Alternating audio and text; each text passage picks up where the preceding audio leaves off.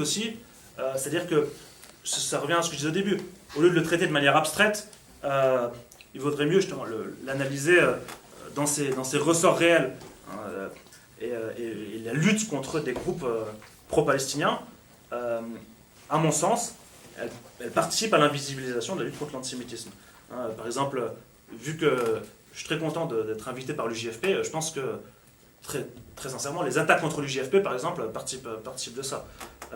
C'est clair et net. Hein, quand voilà, les idiots utiles de l'antisémitisme, etc. Enfin, on connaît, mais c'est voilà. Et donc je vais m'arrêter là pour pas parler trop longtemps, mais c'était juste pour aussi réaffirmer le fait que la lutte contre le sionisme, hein, elle participe d'une lutte antiraciste et anticolonialiste plus large. Et donc, quand je dis une lutte antiraciste, hein, j'inclus l'antisémitisme dedans, pour revenir à ce que disait Maxime tout à l'heure.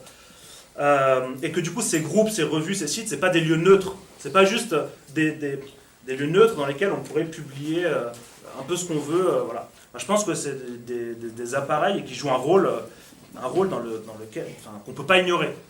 Et je pense que il y a aussi des personnes qui disent soutenir la Palestine, qui publient dans ces revues. Et je pense que, notamment, voilà, soit dans Solitude intangible ou dans d'autres revues, je pense que ça pose problème parce que certaines de ces revues sont clairement orientées vers la Palestine contre la Palestine et se servent justement d'un vernis de certaines personnes pour justifier tout ce qu'ils écrivent. Voilà, je vais m'arrêter là et puis j'ai essayé d'être assez synthétique, mais c'est un débat extrêmement large. Et si vous avez encore des questions sur le mouvement anti-Deutsch ou autre, j'y répondrai.